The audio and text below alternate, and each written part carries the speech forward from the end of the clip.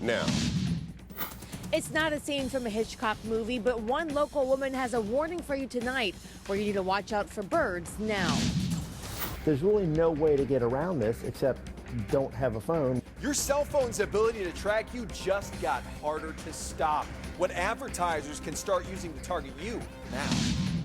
I feel like myself again. I haven't felt like myself for a long time. A breakthrough in organ transplants happening right here in the tri-state. Enjoy tomorrow because I'm tracking wet weather for the rest of the week and beyond now. This is Fox 19 Now. Vandals are hitting one local town hard, damaging cars, parks, all kinds of property, including this fence. Good evening, I'm Rob Williams. And I'm Jessica Brown. Trisha has the night off. Some neighbors are even beefing up their home security because of all this. This is a story you will see only on Fox 19 Now. Jessica Schmidt is live in Reading, where police are investigating. We are Rob. Jessica, the smiley face you can see right here behind me is really a mild example of the recent vandalism. This is at the Veterans Memorial Park right here in Reading. Inappropriate images, inappropriate phrases have been popping up all over this community. And tonight, Reading detectives tell us they're looking for whoever is responsible. From a community park to a subdivision, vandals are making their way around Reading. At this point, there's no clear target. It definitely needs to stop. The property damage is just getting ridiculous around here. It's really disappointing that they would vandalize our area. The damage started to surface over the weekend. Sexually explicit drawings and inappropriate words and phrases showed up around Veterans Memorial Stadium, on the restroom building, on the ticket booth, on doors, and on walls. Homes, cars, parks, everything. So, yeah, I do hope they catch who's doing this. Neighbors near Eagleview Way found vehicles had been striped with spray paint. Some things we can't show you on TV were scribbled and sketched onto a brand new privacy fence. It's absolutely offensive, what they did draw and write. There are children in our area, and, you don't want young kids exposed to that kind of graffiti. You're not just hurting one of us, you're hurting all of us. And people pay a lot for their cars. They take care of their things that we have. And for you to come along and spray paint it, it's not right. We talked with neighbors, including victims of the vandals, all of them still so uneasy they don't want to be seen on camera. Watch your homes and watch the parks, and if you see anything that doesn't look right, you need to report it. Reading police are patrolling and investigating. They're looking for security camera footage that could have captured any part of what happened. If you see something, say something. And some neighbors did tell us tonight that they have or will be installing security cameras on their property because of this recent string of vandalism. Reading police, of course, asking if you have any information, if you think you saw something, or if you've heard something, give them a call, contact them, and report what you know. We're live tonight in Reading. Jessica Schmidt, Fox 19 Now. Jessica, thank you very much. More than 2 years after 9-year-old Alexandria Thompson was shot and killed in her own home, a man finally pleads guilty. Our media partners at the Cincinnati Enquirer reports that 20-year-old Kayvon Smith faces a murder charge. In a plea deal made today, that charge is reduced to involuntary manslaughter. Smith also pleaded guilty to felonious assault for shooting her father and a weapons charge. The plea deal calls for an 18-year sentence. Alexandria was killed during a home invasion that went wrong. Police say Smith and 3 others entered the Mount Auburn home looking for drugs and money. They allegedly woke the girl up from a nap and then held a gun to her head. Investigators say they threatened to shoot her unless her father gave them what they wanted. Police say it was Smith who pulled the trigger during a struggle with her father. Her father was also shot in the arm and stomach. Smith isn't the only person facing charges related to that little girl's death. Azuriah Hoskins Jr. is accused of being involved in Alexandria's death. He was a minor at the time. His case is pending. And Cheyenne Daniels is charged with murder, felonious assault, kidnapping, and aggravated robbery. She's being held at the Hamilton County Justice Center on a $1 million bond awaiting trial. Daniels is also charged with murder in a different case. She's charged in the August 2017 death of Don Shea Gentry. This is Fox 19 Now First Alert Weather. Well, good evening, everyone. It looks very cloudy from this, but basically what we've got, some high, thin cloud cover over the tri-state, stormy and humid again, and we'll talk about it coming up. Well, visitors at Voice of America Park in Westchester are being warned tonight about aggressive birds. Fox 19 Now's Amber Janth is there now. She spoke with the woman who was attacked by a bird twice last week in a story you'll only see on Fox 19 Now. So, Amber, how is the park responding? Rehab Center in Ellesmere and Premier Estates of Cincinnati Riverside both made the list. Nearly 400 facilities reportedly had a, quote, persistent record of poor care. They were found by inspectors to have serious ongoing health or sanitary problems. It's unclear what those problems are specifically. We reached out to both facilities and have not heard back. Right now, Mount Healthy police are searching for this guy on your screen. He's wanted for criminal mischief. They say he was seen on Perry Street tampering with mailboxes. If you know who he is, you're asked to call Mount Healthy Police. Right now, the Lebanon Police Department is searching for a driver involved in a hit and run. Police say the driver of that newer model Chevy Malibu sideswiped the black truck in the picture on Miller Road. They say the car should have damage on the left rear. If you see this vehicle, call police. Wyoming police are warning residents to make sure your cars are locked. Early Sunday morning, 12 cars were broken into. All 12 were left unlocked. Some cars had items taken, some didn't. If you know anything or you have video of these break-ins, you're asked to call the Wyoming Police Department. And check this out. This picture is from the Hillsborough Times-Gazette. The building collapsed just after 3:30 today on West Main Street. Apparently, it's a 3-story vacant building. No one was hurt. The street is shut down tonight, though. I feel like myself again, and I haven't felt like myself for a long time. And only one person in the entire world has had a transplant thanks to a special new machine. We'll introduce you to the local patient on an incredible path to recovery. Air pulling, pushing, shoving, and kicking. That was a scene at one school on the last day of class. Those victims, Jarrell's girlfriend, Keziah Lewis, who was a student at the University of Cincinnati at the time of the accident, Tamika Dunlap, Russell Franks, and Jennifer Lambert. The victims accused the company of designing and marketing a defective product and failing to warn owners and operators when they learned about the problems back in 2012. Your cell phone's ability to track you just got a little creepier. Yeah, so even if you think you've limited that activity, it's still possible that it could track you. Ken Brown spoke with our tech expert, Dave Hatter. So, Ken, how are they doing this? Yeah, well, that's a complicated question to answer, but basically, they can use your cell phone's sensors to collect that information, and some of these sensors you can't just turn off. It's not news that information gathering through your phone can mean big money to those selling it. Companies worldwide want to know where you're going and what you're looking for. Some researchers from Cambridge University have demonstrated they can use the sensors in your device, primarily your phone. The phone is typically the thing that's going to have these sensors in it, to create a unique fingerprint so that when you use that device, they know it's you. That fingerprint is created by using your phone's sensors like GPS, the accelerometer, barometer, the list goes on. Higher-end phones, all the Apple phones and some of the higher-end Google phones go through a calibration process to get those sensors right. That creates a unique fingerprint, which the folks that want to track this could potentially use. At this point, Hatter says he's unaware of any major companies using this technique, but it could just be a matter of time. With your phone, the access to these sensors makes it more likely that they could create something that is more unique, and that's really the goal, to get as unique as possible so they know it's Ken Brown or they know it's Dave Hatter, not, well, here's another phone that looks a lot like Ken Brown. I don't know if that's him or not. The scariest part of this information gathering process, you really can't do anything about it. If you want to have a phone and all the flashy features that come with that phone, you're vulnerable. Even if you reset the phone, the sensors inside the phone aren't changing. They're going to report the same information each time. So it's not like being able to clear the history of cookies or something and erase this. It's based on the equipment in the phone.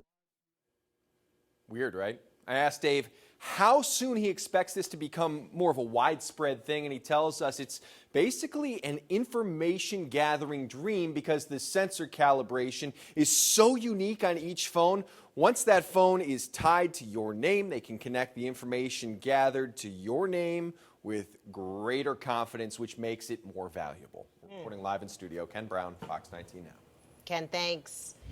Hey, did you see them? Some big celebrities spotted in Middletown. Take a close look here. That's Glenn Close, Amy Adams in that photo. They're in town to film a movie based on the best-selling book called Hillbilly Elegy. The Journal News reporting the cast ate lunch at Gracie's in downtown Middletown.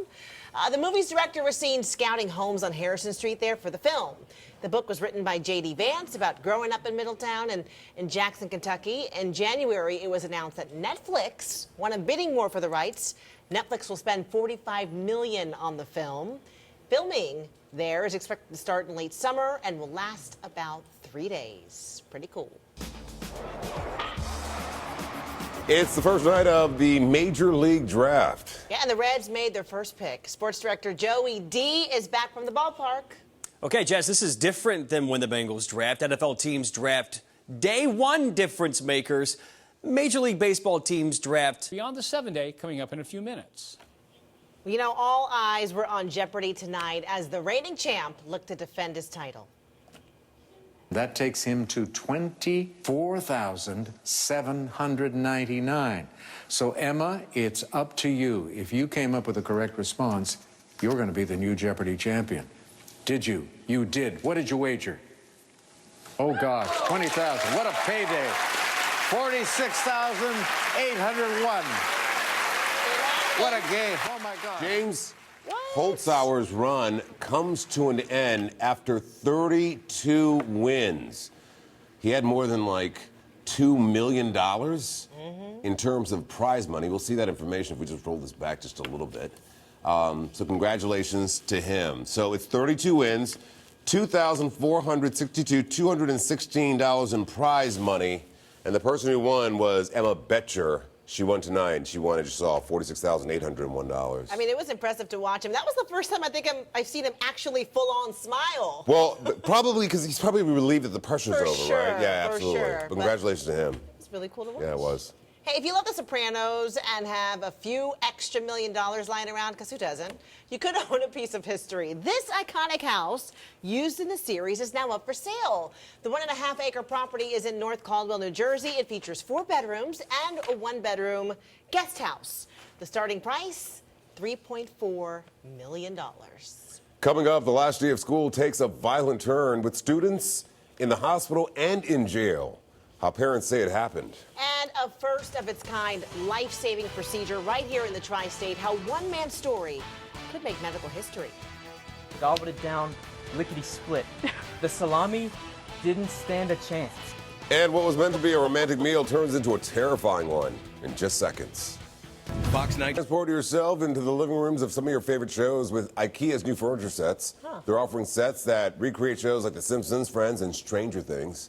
IKEA says it will list all the items, making it easy for anyone to recreate the rooms. Oh, look at that. That's cool, right? Yeah. Coming up, a local neighborhood dealing with rash of vandalism, how residents are responding. It was shocking. It was surprising to see that. Caught on camera, a woman drives the wrong way on a busy highway. How far she went ahead. We're just trying to get everybody else to move over for him. Caught on camera, a woman driving wrong way on State Route 51 in Arizona. Scottsdale police identified the wrong way driver as 52-year-old Sheila McReynolds. You can see the car driving north in the southbound lanes in the carpool lane. We're told she was able to drive 11 miles the wrong way before police could stop her safely. I was actually really anxious when I was talking to dispatch because I was afraid she was going to hit a car. I honestly thought she was going to get into a head-on accident. McReynolds was arrested on suspicion of aggravated DUI, but is now out of jail.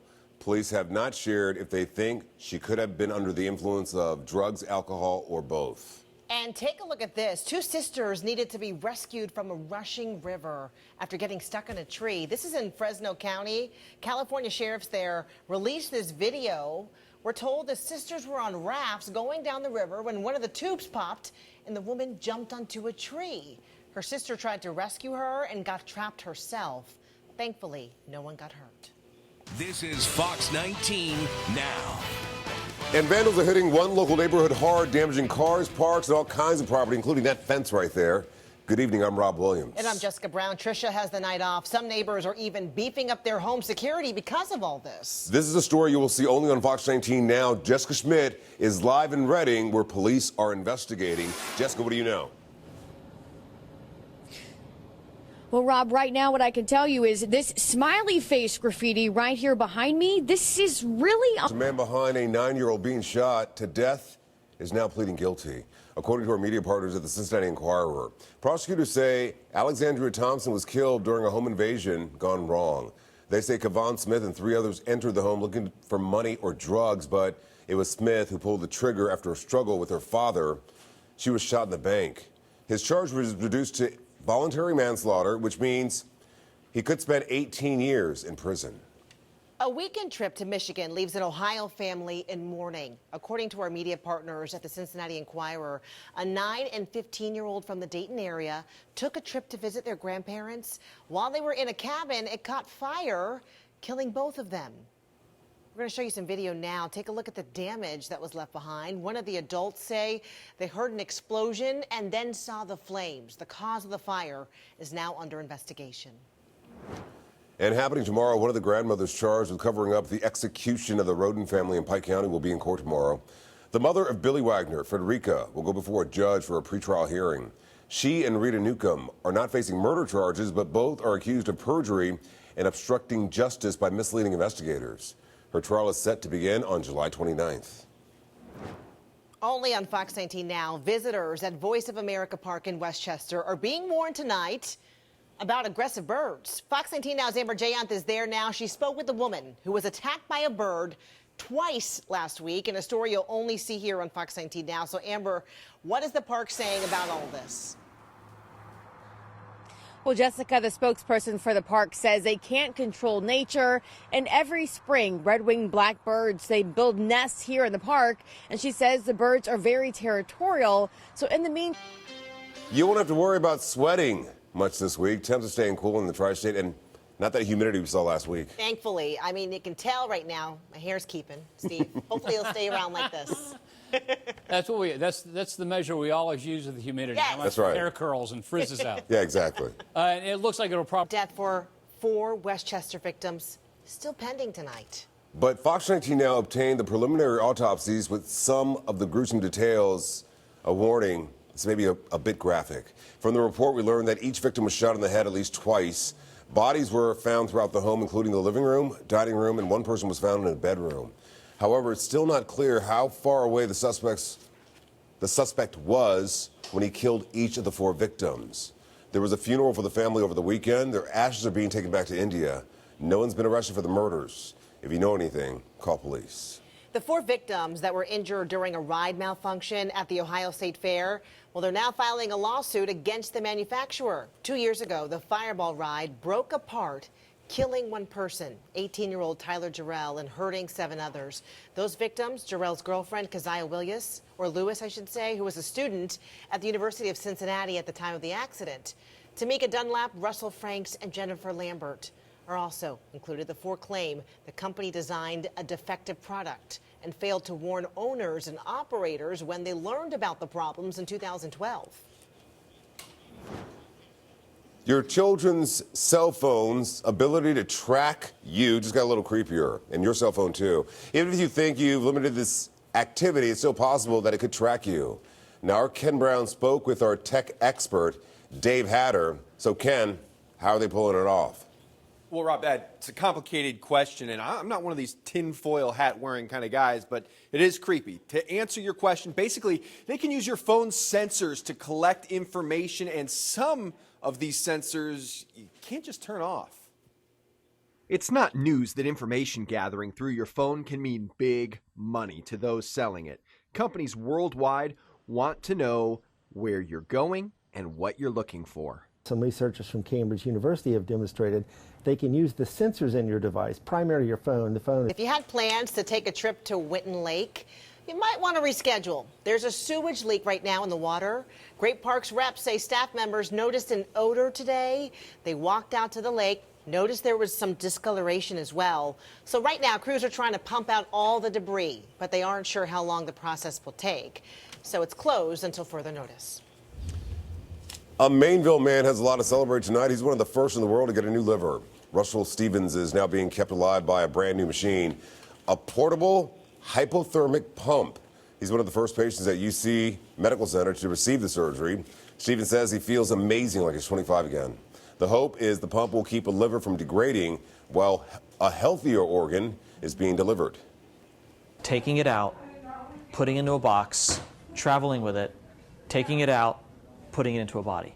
So many things must be happening inside the liver that we don't understand. This was a miracle, and I'm so happy. I know he did a wonderful job because they said it was really a long surgery. I'm sure he was wore out when he got done. Happening this Saturday, it's the Life Walk at Sawyer Point. Registration opens at 8:30. The walk begins at 10. The 1 mile walk begins and ends in the tunnels of the Purple People Bridge, rain or shine. A special group is being called in right now to help those having a hard time coping with the shooting in Virginia Beach. They're counselors, but with 4 legs. We'll explain. And here's a preview of a man who's wanted by police. We'll tell you what he's been up to and why you should be on the lookout. Well, on the weather map, a big, slow-moving low pressure. Therapy dogs were on hand to help the Virginia Beach community following last Friday's mass shooting. The organization provided support dogs and volunteers to those grieving at the memorial site. The teams are made up of experienced first aid workers who have also helped victims of the Pulse nightclub, Las Vegas, and Parkland shootings. So petting the dogs allows victims, mourners, and first responders to decompress. More local news now for you. Mount Healthy Police need your help finding a man accused of going through mailboxes. We're told this happened yesterday along Perry Street. And tonight, that man is wanted for criminal mischief. I know it's hard to see his face because there's a glare, but if you know who that is, call police. It was a game of dice that led to a police chase by foot in Evanston. Investigators say they were called to break up the game behind a set of apartments near Gilbert and Dixmont. They say when they tried to question some of the folks involved that they took off running. During that chase, officers say the suspects fired off a gun several times. We're trying to figure out if the shots were intended for police officers. Police weren't able to find the suspects, but they did find the gun. The search resumes tomorrow morning for the remains of a teen who disappeared nearly 40 years ago. This is the story you saw first on Fox 19 Now. 17-year-old Randy Sellers disappeared from Visalia, Kentucky back in 1980. Officials say he was drunk, got into a fistfight, and was being driven home by 2 police officers. Police say they dropped Sellers off about a mile from his house because he wanted to sober up. He hasn't been seen since. The thought was that the map may have been upside down. So when the map was reviewed, turned around the other way, it led us to a location behind this building. So it's been years and years since there was any leads or any developments to really take us anywhere. So when this one came up, we jumped on it. Multiple agencies and college students are working together to try to find his remains. They will be back at it around 8 a.m. But if nothing is found, the case will remain open until it's solved. Well, summer lunch programs are in full swing right now across the tri-state, and they're helping a lot of families. The lunches are free for kids and cost a small fee for adults. Erlanger Library's programming director says some families return there every day for the deal. Others stop by once a week or between pickup and drop-off from summer camp. We don't have a working kitchen right now because we just moved, so we've been eating out a lot, so it's nice to come here. They have to stay healthy all summer long, so they're taking care of their physical needs with providing this food, and we're feeding their minds with all the books and the programs. There are dozens of free and reduced price lunch programs across the tri-state, and we have all that information on our app and our website. Well, check this out. If you're in Middletown, maybe you saw them. Do you see who's in the photo? That's Glenn Close and Amy Adams. They were in Middletown getting a taste of the tri-state. The Journal News reporting the cast ate lunch at Gracie's there. They're preparing to film for an award-winning book turned film called Hillbilly Elegy. The book was written by J.D. Vance about growing up in Middletown and in Jackson, Kentucky. Filming is expected to start in late summer and will last about 3 days. It'll be released on Netflix. The date, though, has not yet been announced. You're saying it's good? Yeah, good book. Really good book. All right. I read it when it first came out, and it's so well written. Okay, so watch for that and for Amy Adams and Glenn Close. Weather-wise, the humidity's going down. For tomorrow. Okay, it was nice today, Yeah. nice tomorrow, but after that, all bets are off. All bets are off. Every time. Even into the weekend. Yeah, into the week, into next week. Oh, great. You sound so excited, I Rob. am. There's our live look at downtown Cincinnati. Mainly we're looking over at Paul Brown Stadium and let's see. Well, a couple other things there. I didn't take a real close look at. They've changed the camera shot a little bit. But you see I-75 there in the center of the screen, and the traffic is light and doing well. Here's what it looks like. Satellite radar loop shows no precipitation around the tri-state. For those of you that use iTunes to sync, we made that experience better as well. Yeah, say bye to iTunes. Yeah, apparently Apple is getting rid of the app in hopes of making your experience better. What to be on the lookout for during your next upgrade. And a surprise sends these men running out of a Kentucky barbershop mid-haircut. We'll tell you what came just busting through the glass. Favor of 3 desktop apps, Apple Music, Apple TV, and Podcasts. Oh, I see. The tech giant says with the newest update, users will still be able to access features usually found on iTunes on other apps. And I'm not a businessman, I'm a businessman. Man. There you go. That's one of Jay-Z's most noted rap lyrics. I love that you did that. It became especially apparent today. He made history by becoming the first billionaire rapper. Jay-Z's portfolio includes ownership of the streaming service Tidal and sports management company Rock Nation. He also has a $70 million stake in Uber and tens of millions of dollars in art and real estate. And have you seen this? Men inside this barbershop minding their business when all of a sudden a deer right there comes crashing through the glass. It happened at Goodman's in Owensboro, Kentucky. Some customers were running out of the shop mid-haircut while others just stayed put. The deer eventually made its way back outside through the front door.